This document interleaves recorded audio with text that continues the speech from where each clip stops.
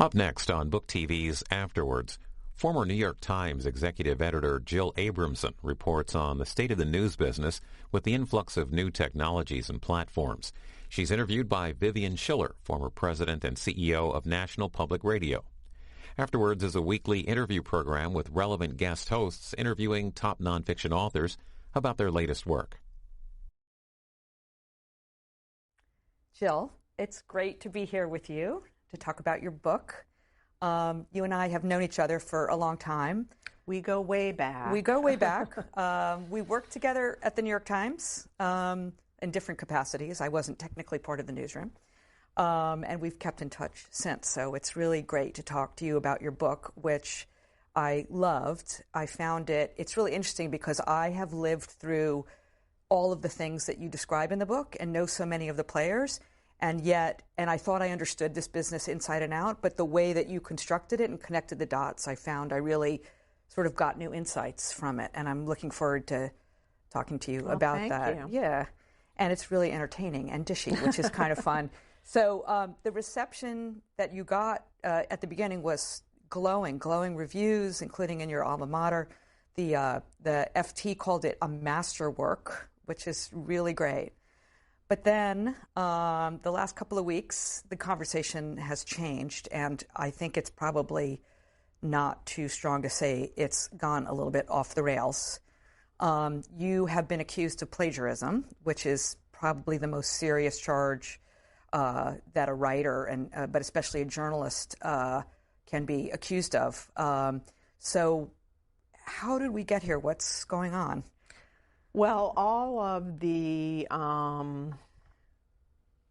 original charges against the book, whether it's errors or lack of crediting a source, I feel basically, very sorry, ashamed. I wouldn't have wanted a single error or a single drop citation. I think anyone who has worked with me and knows my work, it doesn't really make sense. Why would I have spent a 45-year career upholding the integrity of writing and journalism and suddenly become a plagiarist? I've gone through it. It's true that there are 6 endnotes to set the table. I have 835 footnotes at the end of the book, which is often how books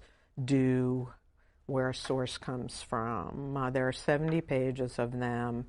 In all, there have been 6 passages that have been cited, and in all of those, the phrasing that is too similar, and in many cases so close that I've corrected them all. I think that I'll go back to that point. When you say you corrected it, I've corrected in the ebook right away, and the next edition of the book will have the correct citations. But the ones that I felt were too close, I've just put in quotes, which I didn't do throughout the book because, in journalism, we'd always do according to and then quote. But, in narrative book writing, that isn't what I did or was encouraged to do. I was encouraged to do something that are calling trailing phrase endnotes, which I did myself with a little help from 2 other people, but I'd never done them before. I'm owning this. Yeah. These were all of factual errors are mine. These bad citations are mine. But, there was absolutely no intention to steal anybody's work. And in fact, in all of these cases, except one, a Time Out article from quite a while ago, and I understand how that was not cited. I don't know that your viewers are that interested in the weeds, but I'm happy to go there. But I have credited in other footnotes multiple times the same authors and the same pieces that I have been accused of stealing. So if I intended to steal their work and not credit them, why did I credit them elsewhere in the book? It doesn't, anyway, I'm so sorry about them, though, and I've said that in any venue I can. I have been in contact with some of the writers themselves to apologize, and I've corrected all of these. So when I first saw these begin to come to light on Twitter, first of all, it never occurred to me that you did this on purpose. Of course, I mean, I can't imagine anybody reasonably think that you were purposefully trying to plagiarize anything. But my first thought was, clearly in the process of writing the book, notes, we all do this when we're putting together, you cut and paste, you move things around. And so just because I'm not sure the viewers understand, I'm just going to give one example. Maybe let's do example one, because that appears to be the most egregious. I'm not sure this is example one, but I think it's a pretty good one. Okay. So, and this was brought to light by a Vice news correspondent. Vice, of course. All of these errors and allegations have been brought forward by Vice. We're going to talk later about how the book is structured, but Vice is one of the four news organizations that you focus on. Yes. So a correspondent there named Michael Moynihan tweeted side by side this passage, and I don't know if this is the one you're referring to, from Ryerson Review of Journalism that was published in 2005. I'll read that, and then I'll read the passage from your book. So this is, again, from the 2005 Ryerson. In August 2003, McInnes wrote a column in the American Conservative, a magazine run by Pat Buchanan. In the magazine, he called young people a bunch of knee-jerk liberals, a phrase McInnes and his cronies use often, who'll believe anyone with dark skin over anyone with light skin. He laments the liberal views of most of the people who pick up his magazine, saying they're, quote, brainwashed by communist propaganda. So that was from Ryerson. And that's a quote. The last part is a quote. Brainwashed by communist propaganda is absolutely a quote. And in your book, it says, he wrote a column in the American Conservative, a magazine run by Pat Buchanan, calling young people a bunch of knee-jerk liberals, a phrase McInnes and his ilk often used, who would believe anyone with dark skin over anyone with light skin. He lamented the liberal views of his magazine readers, saying they were, quote, brainwashed by communist propaganda. So these are obviously remarkably similar.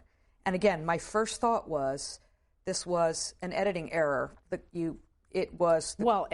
don't want to blame the editor. No. I'm sorry. In my editing process, which I did, of taking written notes, putting them into a Google Doc, making things from the Google Doc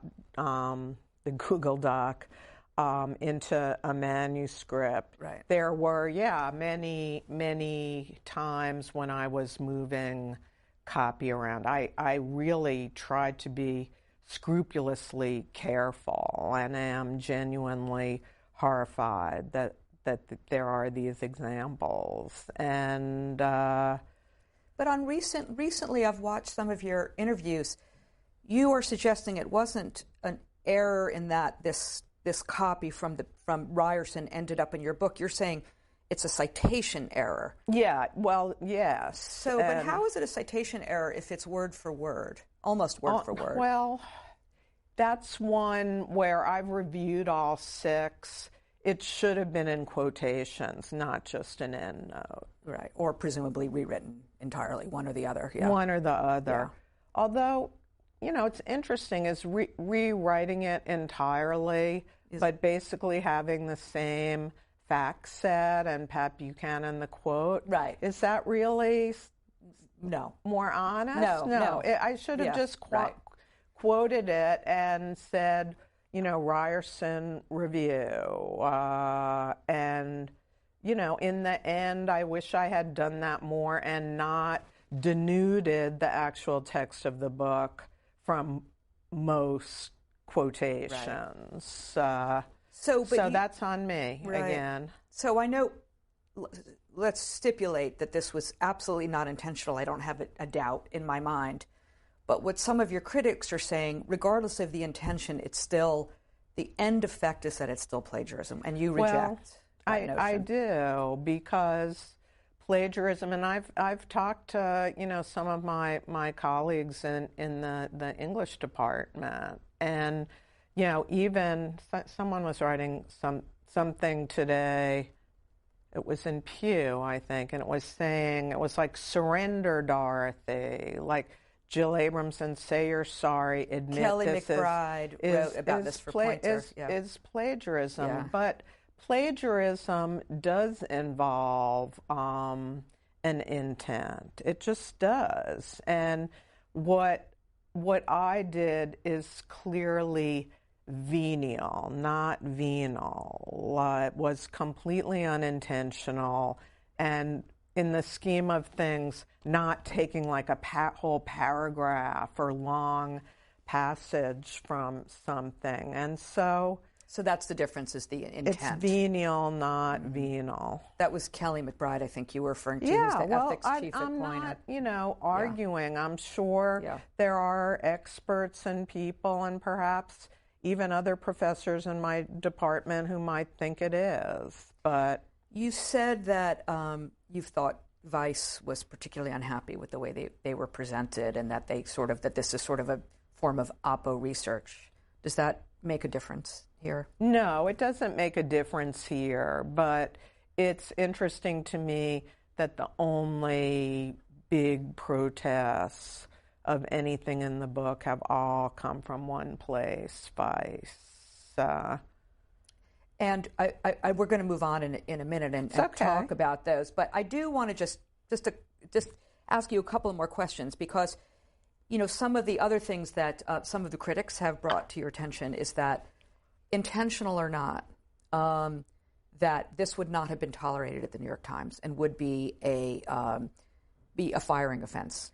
Yeah, and that at Harvard, where you're now teaching, that it would be a similar issue. Yeah, but the standards for academic writing are really different. I mean, I don't want to go into the details, but it has to be on the page itself, and it wouldn't have been. I mean, it might have been a firing offense at the Times if the actual examples were bigger and, were someone not actually covering or not paying attention at a news story, and in the quickness of filing took lots of quotes from AP without crediting them. But when I was at the Times, there were hundreds of battles that came to me of other news organizations feeling we took things from them without crediting them. And that was not always a firing offense. Certainly these examples, if you translate it into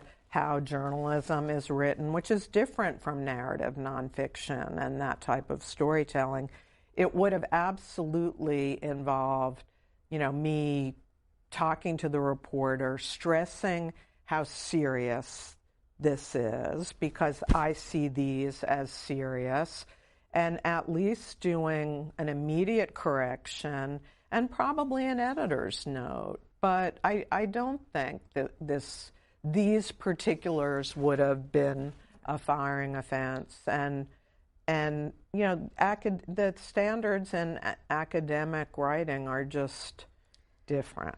Yeah, I take you at your word at that, except that you are a journalist. You're not just any journalist. You are a storied, legendary journalist, and it's a book about journalism. Author with this. But it's a book called Merchants of Truth, and it's about journalism. So I think that may be part of the reason I think people are holding you maybe to a higher standard than would be for other nonfiction. And I'm willing to be held to the highest standards. I'm willing to say, I could not feel more sorry or terrible.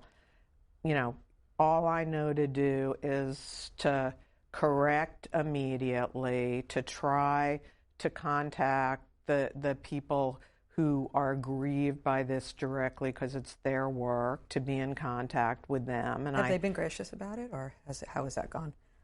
I mean, they all have appreciated the outreach. It's been mixed. I mean, some of them are still angry.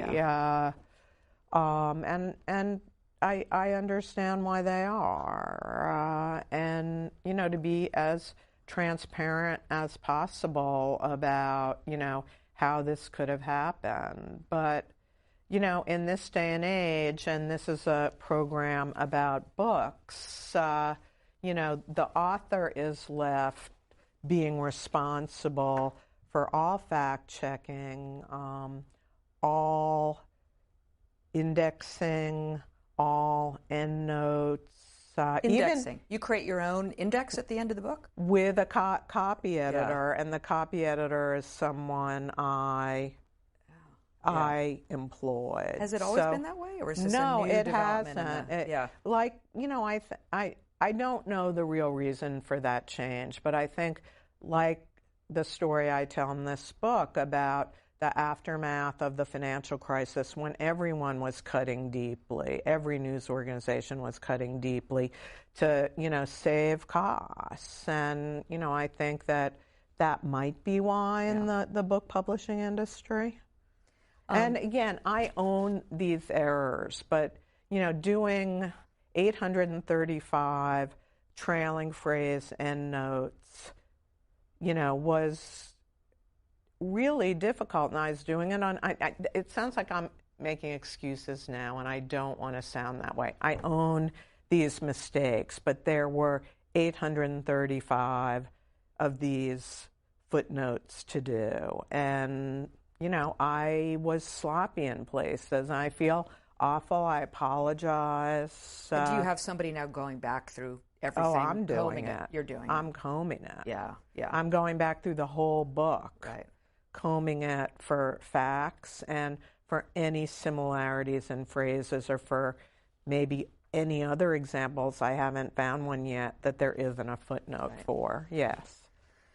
Well, this is obviously a frustrating chapter for many people, for you, I'm sure, as well. I don't feel frustrated. I feel really sad and ashamed. But, I am trying to explain what happened and, express my sincere horror at having made. I didn't want to make a single factual mistake. I'd never want to, use anybody else's words without credit. So, my feelings aren't, I'm frustrated with myself, but I'm not frustrated with the attention to it. Yeah. Well, there's some important themes in this book, and I want to talk to them, and we may come back to this issue a little bit later. It strikes me in reading the book, if I had to extract sort of a central thesis from it, is that even as we embrace the digital world, and that I'm putting words in your mouth in terms of this is the message that I felt like came out of your book. Even as we embrace journalism, the digital world that we're living in today, which brings some advantages, much is getting lost, and at risk is that journalistic ethics has become compromised. Did I get that right? Or more complicated, for sure. More complicated than compromised. There are certain things where I think there's been a compromise, but they aren't things that are directly tied to the news reports of these places themselves. It has more to do with something called native advertising or branded advertising. And so talk about what that is in case what people that don't know. is advertising that very closely mimics the publication or video that the advertising is appearing next to. It may be advertising like in the New York Times or the Washington Post that has a byline, and and the quality is very good. It's just and it is identified. At the Times they call them paid posts. Mm-hmm. I had wanted, when this was under discussion at the Times, and I didn't want to do any native advertising, but that was going to be a battle I lost. But I wanted it label, the little label to say ad or advertising. And it was not labeled.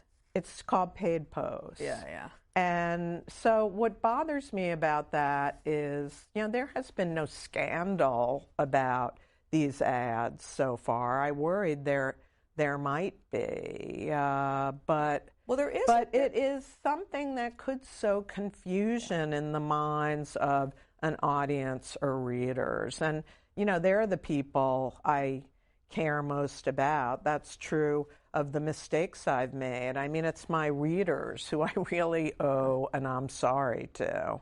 Is it, there is this concept goes back before the digital era, the sort of advertorial sections or even the New York Times Magazine's, entire sections that kind of look, they're labeled, but they kind of look like they're part of the paper. They're, I think, better labeled. Yeah. The interesting thing is that is one of several. Can I give you an sure. example? I've shown this one to my students just because they don't know what native advertising is. And, I write about BuzzFeed, which began not as a news site, but as more of a entertaining, making snackable content. They still do that. And they still have that part of the company. And, one of their staples was doing a photo chain of pictures of adorable kittens, dressed up or wearing sunglasses are all different. But kittens is associated with them. And so they were doing a native ad campaign for Friskies cat food, which is Purina. And the ad is very entertaining. It's called Dear Kitten, and it's a older cat, describing the rules of the house to a young kitty. But it might as well be just, a BuzzFeed video. It isn't clear until the very end that it's an ad. And it's also not pretending to be journalism. Maybe this is hopelessly old-fashioned, but I feel going in, someone should know whether it's an ad or not. Yeah. Well, it wasn't.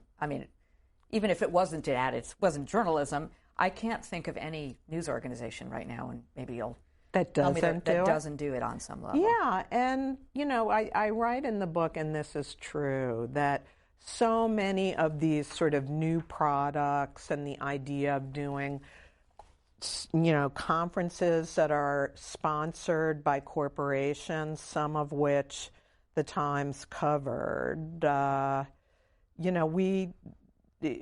During my 8 years as managing editor, when Bill Keller was the executive editor, we resisted all of this totally, and it got to the point though that the finances were so stressed that it was a question of do this or the Baghdad Bureau is going to have to close. And, of course you end up saying, the Baghdad Bureau is more important than with all of these things. I was at the Times when... And preserving the quality of the superlative quality of the Times' news report is more important than the battles I waged about a lot of these things that seemed in real time to me so fraught and so important.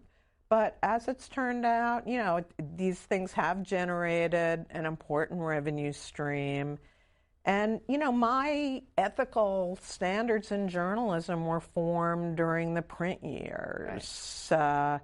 And the lines between, you said before, what we called the business side and the news side were much less porous than they are now. When I joined the Times from CNN, I had run documentaries at CNN when I was with the Times for 7 years in different capacities. The first few years running a channel called the Discovery Times Channel, and then I became general manager of nytimes.com. I considered myself a journalist coming from CNN, but when I first got to the Times, I heard a question I had never heard before. Which side are you on? Are you newsroom or are you business side? And I literally didn't understand the question at first because I considered myself a journalist, and yet at CNN I had P&L responsibility. Right. And I didn't see those things in conflict because I wasn't selling ads. But, So it was strange all for I me. can tell you, I can explain why right away, that when print was by far the most important, the print newspaper product that the New York Times had, and the website was still in its relative youth. The master of ethics was a very senior editor, a very respected editor named Al Siegel. I remember him. And I remember him explaining to me why there could never be any job in the newsroom where an editor was responsible for revenue, for, P&L. Just that crossed a line that he felt should never be crossed. And, he felt in terms of conferences and even these trips that everyone does now, the Times cruises had one, around the world for $135,000. Like with, the lure is access to the stars of the Times. And what Al Siegel's rule was, we sell access to our journalists' journalism, but we don't sell access to them. And is your feeling that the journalists... And so there was like this just, tall wall. And I believed in it. That's like what was drilled into me. The interesting thing, though, is in looking at as you describe, and I want to talk about how it felt for you to write about your own experiences. We'll come to that in a minute. But when you talk about things that were just sort of were shocking and unprecedented to you, and not in a good way, some of the things struck me as, my reaction was really like when you said the business side had suggested if a Thursday Style section was introduced, which it was, or T Magazine, that would be a great revenue generator. They weren't suggesting that they would tell you what was in that section, but that was unprecedented. I'll just tell you. Finish your question. No, well, that's interrupting. And then I want to talk about. Does that still strike you as something that is inappropriate, or do you feel like you have your mind has changed at all on any of this? I'm just curious because we all evolve, right? And, not too much, and I'll tell you why. Principles don't change, but norms can change. The Times purchased what was then called the International Herald Tribune in the early 2000s, and they had half ownership, and then took on full ownership from the Washington Post. And during the cross ownership period, the IHT had paid conferences, but they also did a section of the newspaper about watches, luxury watches. Desperately needed journalistic. And, Bill Keller and my collective view was like, there is nothing really newsworthy about watches. But that wasn't the point, of course. That does run in the Times now. And it still, rankles me. Yeah. I was probably not the executive editor matched perfectly with my time. Will you also challenge the access, the newsroom's access to analytics on how stories are performing? You talk about an episode where it was introduced at the Washington Post, and now they have these big boards. Right. You see by the second what stories are being done, and that may, dare I say, help explain why sometimes when I'm on the Post app, I have to scroll like maybe twice, sometimes 3 times, because they mix opinion with news on one of their apps. It's all Trump, because and maybe Trump is he's obviously the master newsmaker, and that's exactly what he wants.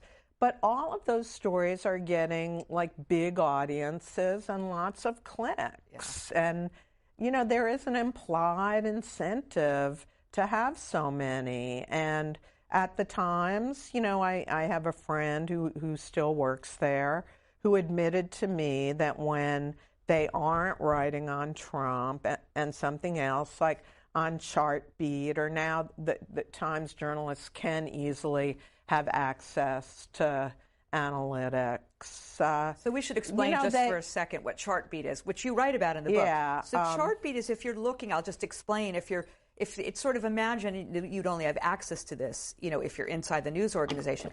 Imagine you're looking at sort of the nytimes.com or any homepage. There's an overlay that shows you how stories are doing, what's trending up, what's trending down, and it gives the editors a chance, if they want to move things around. Which they do.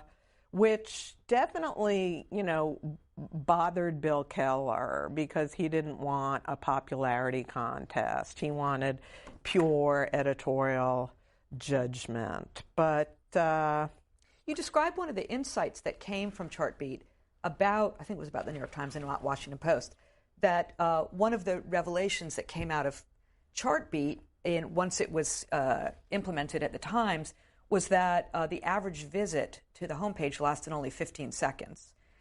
Now, I mean, on the one hand, I completely agree with you about, and by the way, I'm playing devil's advocate a little bit here, but that may not be the explanation for why. Well, but on the other hand, if somebody is staying only 15 seconds, clearly there's a problem. I mean, clearly there's a problem that somehow, yes, of course, editorial judgment. We're going to tell you the stories we think we need you to know. But and a lot of people now don't want that editorial judgment. And I think it's as much a reflection on Facebook being, the most, I think, biggest and most powerful publisher the world has ever known.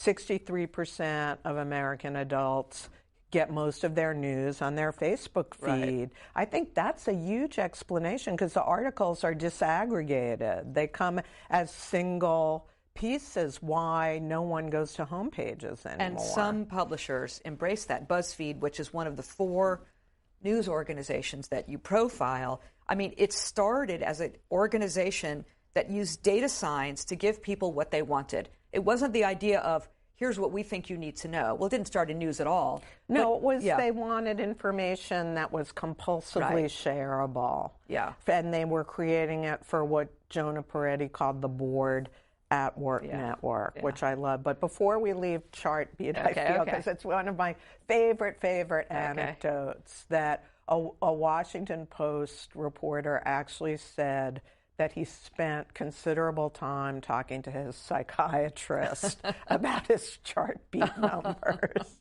It creates a real anxiety.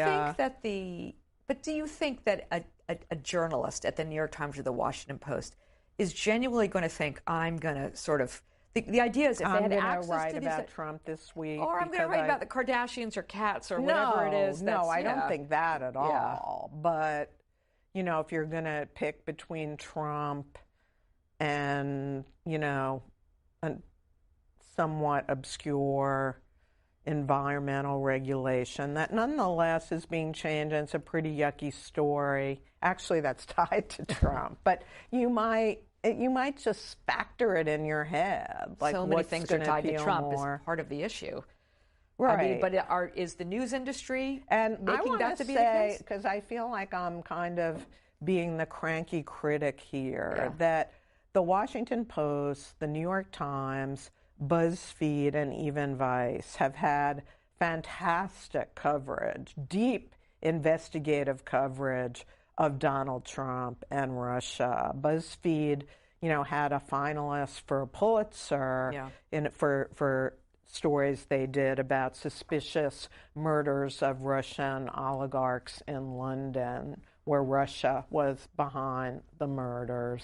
The Times and the Post have been in this thrilling kind of old-fashioned newspaper war. One having a huge scoop, and the other, like today, the Washington Post had this meeting in the cigar bar in New York between Paul Manafort and his Russian buddy. I think the coverage has been fantastic, really. So I just want to make that clear, because my book isn't a piece of media criticism. It doesn't read that way at all. Just because we're kind of talking so much about this, I just wanted to make that point. It's about 4 news organizations, 2 who were latecomers to news and are new all digital kind of upstart news organizations. BuzzFeed and Vice. BuzzFeed and Vice, and 2 very well respected legacy newspapers, the Washington Post and the New York Times, and how they all change themselves and twist themselves during what I kind of see as Web 0.20 or 3.0. It's the period that it begins with the Facebook news feed starting, the iPhone being introduced, becoming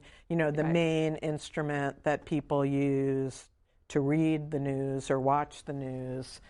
And how when I started the book, so it's their stories. It's a narrative about characters, people, and a very disruptive period, both financially and in gathering the news. So it's I think ends up mostly admiring. That's why I'm somewhat puzzled by the reaction at Vice, because I saw my portrait overall of them as being balanced. And well, you do document a lot of their missteps and some of the internal issues around you said we're going to go back to that issue, but that is why I gave in manuscript version the 3 chapters of Vice to the then spokesman of Vice to rake over. And did they come back to you with any changes? They did, and I am so certain that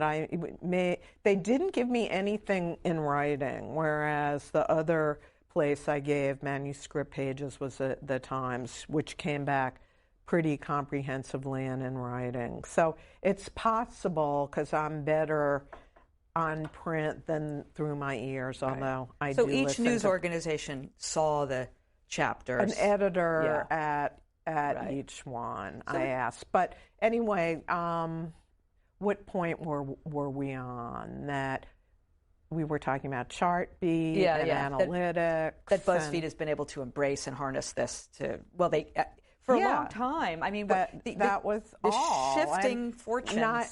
Jonah Peretti is sort of the brilliant, inventor of virality. And at BuzzFeed, they actually were rewarding, the people who worked there, not mostly in the news, but they had you got like some kind of star if your story went megavie. And, their biggest story, which, the newsroom celebrated, was, is this dress blue and black or white and gold? Right. That got 26 million, maybe more now, hits. And, there was like a big celebration in the office. I don't see anything wrong with that. It's not journalism. It's just entertainment. I don't know. I mean, the Times covered it. Yeah. It became a news event. Yeah. Well, the interesting thing that's going on now, and even since your book, the acceleration of change is remarkable. Even since your book has come out, or when did you close the book?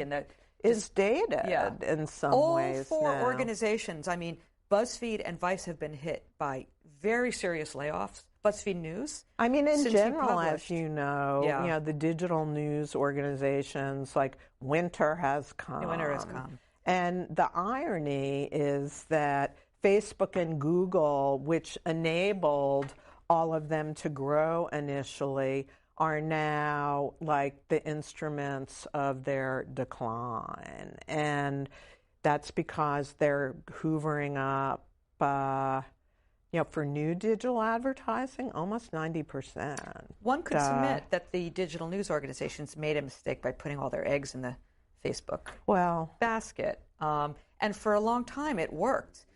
Jonah Peretti, you talk about it, came out with this manifesto was it 2014 or 15, and says, distributed media. It doesn't matter if we have a website or a homepage. Right. Read us wherever you are, and we're happy. Right. And then all of a sudden, because they can't control the algorithm, that a mistake for sure. And he has recently been a big, loud critic of Facebook, because he's saying, you take all of our, expensive, hard to do content, and you pay us nothing. So he's banding together. I mean, Mark Thompson of the Times has been a big critic. I mean, Rupert Murdoch, I think, was a smart publisher, because he always refused to give Wall Street Journal and Bloomberg stories away. News Corp and Bloomberg both really resisted that but notion of all the mantra, in the original sin is that mantra, news had to be free. And so everybody's website, except the Journal and the FT in the beginning, were free. And that, looking back on it, seems like such a crazy mistake. And even when the Times decided to try for the second time to ask digital subscribers to actually pay, there was a lot of ridicule inside the company. A number of your former colleagues in digital didn't want to do this because free, you want to build scale of audience. And, that's kind of the same ethos that Jeff Bezos has had in building Amazon. You have to go, for maximum scale, and he's succeeded with it. But that could only work if digital advertising was going to, really bring in significant revenue, and it never did. And now it did. It did for a while. Well, it did. It was growing double digits every year. Yeah, but it was never going to be enough to support the huge news budget of the newsroom. So the Times has been now. This is now the third attempt at a paywall, wildly successful. 3.3 paying digital subs, which is amazing. 709 million in earnings reports last week. It's extraordinary. Do you think that is a model that can work for news organizations everywhere? I wish I did. Me too. The problem is that only news companies that do journalism at the highest quality levels and, publish stories that you can't find anywhere else, the model will work. But do you think it's only a matter of quality? I do think so. Quality, reliability. I do think that, since so much attention was, put on Facebook and real fake news appearing on its site, that there are a lot of readers that want to go back to like a trusted name in news. I don't know. I'm curious what you think it is, but I think quality is the business model of the Times. I think quality is absolutely the appropriate business model, or should be, for any news organization. But I'm not sure that quality. You talk about a brand that represents quality. The New York Times is sui generis. Everybody around the world knows who the New York Times is. There are many very high-quality small publications, some digital, particularly when we're talking about local. It's very difficult. How many subscriptions are people going to pay for? Most of them, if they're newspapers, have either closed or been stripped down to bones. And many of those How are you going to ask your local community, if they're still open, to pay for something that's been degraded in quality? So many of, I agree, but there are new news organizations that are springing up. Look at Denver. So Denver Post has been, an abomination in terms of the number that the, Alden Media hedge fund has stripped for ridiculous. That's Alden Capital. But a lot, Alden Capital. So some of those reporters have left. They've started a new news organization called the Colorado Sun.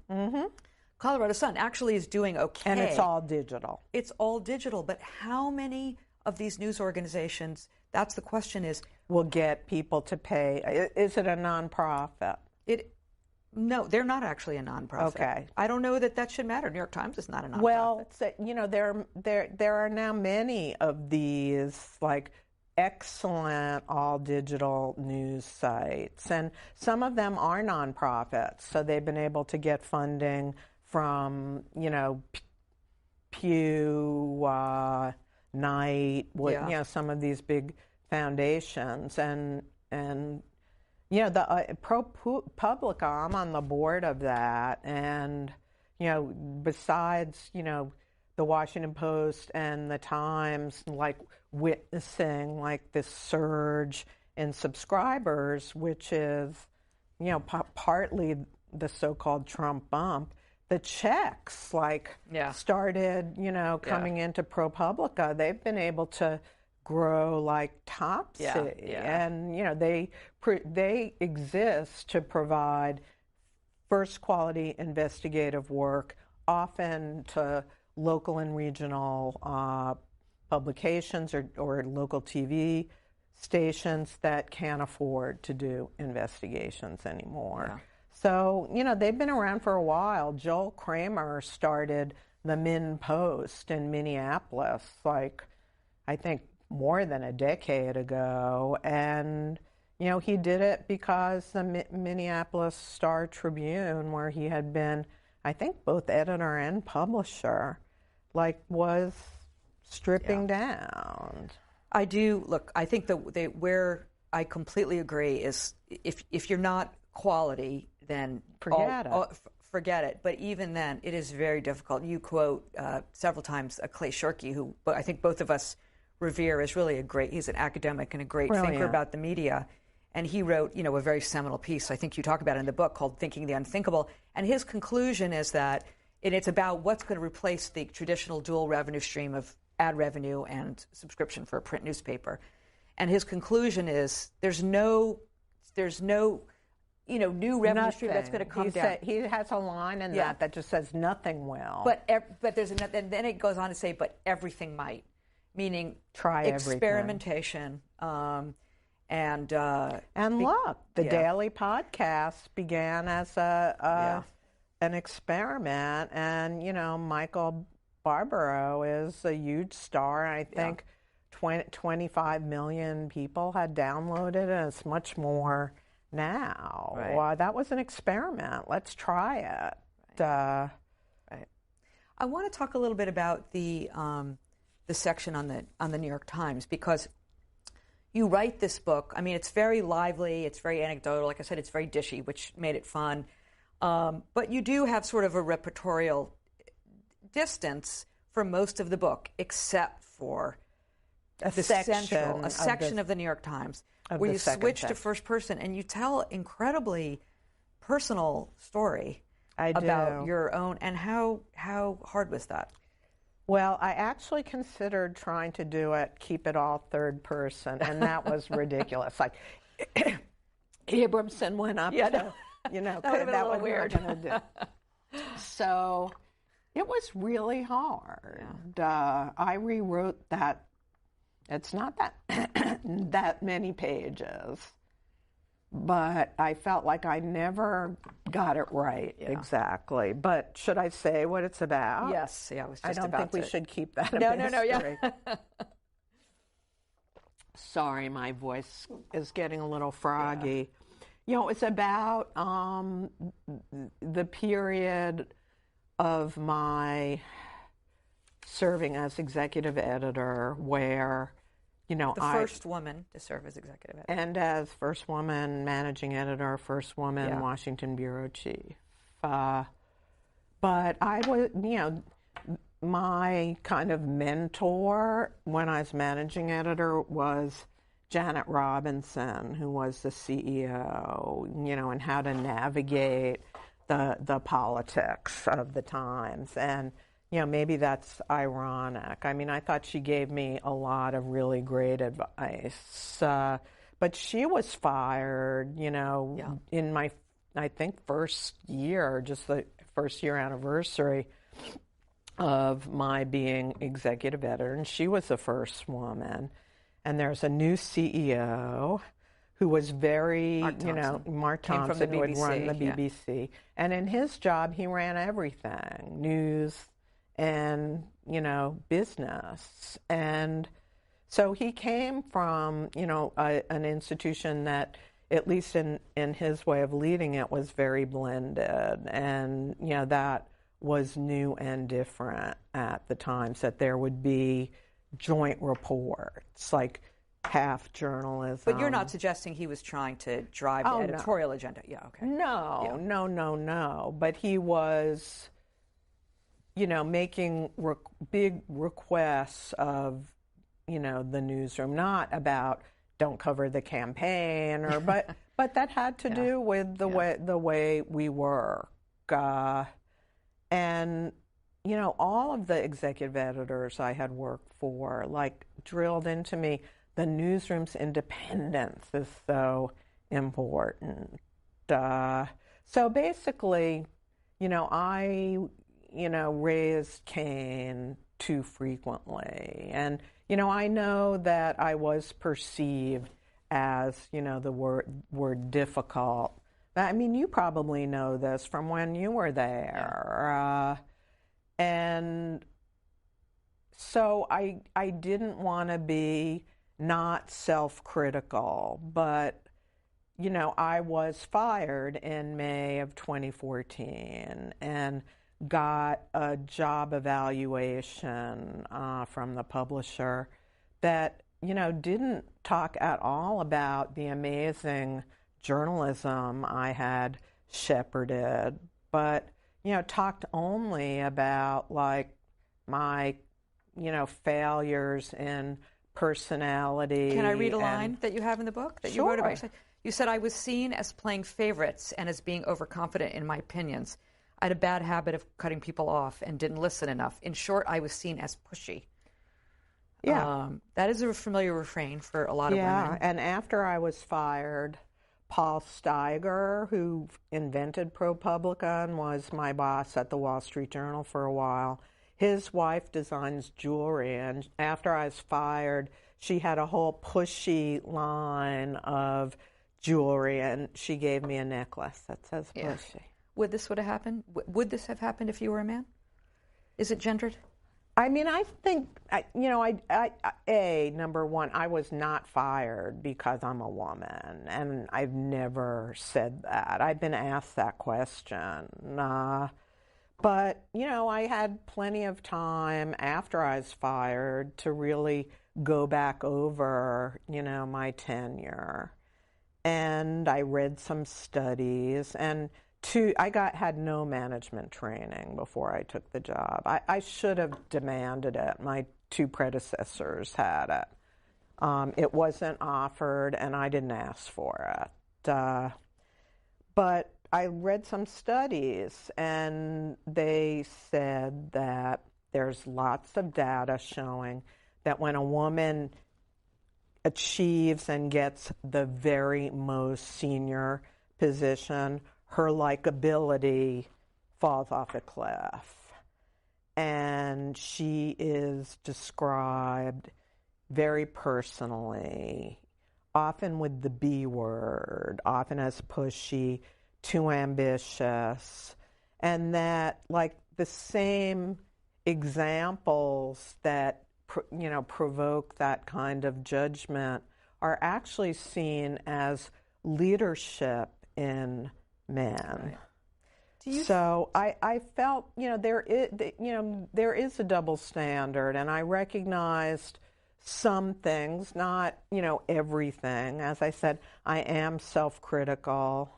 You've even showed, even though I try so hard, that I do interrupt, and I apologize profusely. I'll be fine, thank you. For the few times I have, but it was a mixed bag, and obviously incredibly painful, both to go through and then to revisit. Do you think there's a gendered element of some of the criticism you're coming in to now with the book?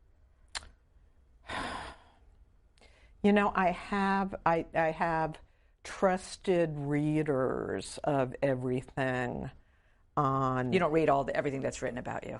No, no. No, I've been actually ordered even not to read the reviews, and I haven't been able to not read Most of the reviews some are of pretty them. good. But I haven't read Twitter unless it's something serious that I have to. But, my daughter has read it all. She's a surgeon, and she said you really don't want to ever look at it because it has a lot of really mean things about your voice, your looks, and even your marriage to daddy. I can't imagine what that is. But, I do think that there's a gendered element in that. And I don't know whether the people making, tweeting this stuff, they may be women. I just don't know. But I just think, I don't know. They just felt at a certain point at such an angry, fevered pitch. Well, it may be that some of it is you're also, one element may be that the reaction is such because you're a woman. The flip side of that is to be held to sort of a standard of perfection. And do you feel sort of any kind of pressure to be held? No, I put that pressure on myself, and that's why I am so disappointed in myself that there's even one error in this book. So, no, I don't. And I haven't talked about that. I mean, it's an interesting question. I'm not sure, what the proper answer is. We're just about out of time, so I know this just went so fast. I want to sort of close by just a little bit of a look ahead at the broader picture of what's happening in news. This is How much time do we have? We have all of about 2 minutes, but I think they'll let us go to maybe 4. But this is an incredibly fraught time. Journalism is under attack. A BBC cameraman was attacked at a Trump rally. Maria Ressa is in jail as of last night, been arrested in the Philippines. This is happening all over the world. The embrace of alternative facts, everything we know about echo chambers. Whoa, where do we go? Marty Baron, has famously said, I think you have it in the book, when saying you are anti-Trump, he says, we're not at war with Trump. We're at work. We're at work. But is that enough? Do journalists need to take a more activist role? Here I am interrupting you because I'm we done. have so little time. You're fine. No, it's not enough. Perhaps it was at the point he said that, but the attacks have continued from the president at such a high decibel level that invariably there had been some violence before. Unfortunately, I expect it to escalate at those rallies. He's the master of making his presidency like a story, and every story needs a good villain, and he's made us the villain, and it's so dangerous. And I think, no, it has to be answered. I loved the Washington Post Super Bowl ad. I loved at the Academy Awards last year when the Times had the Truth is Hard campaign.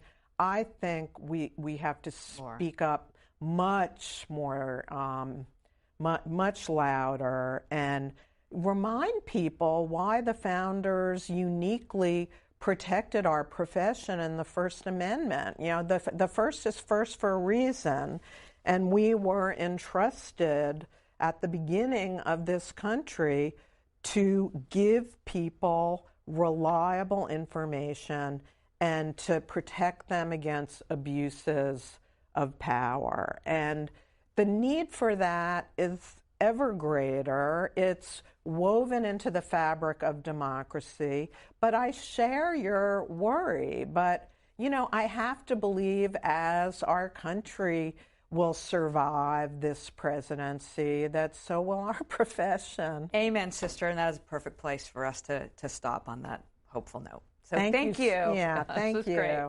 Thank you.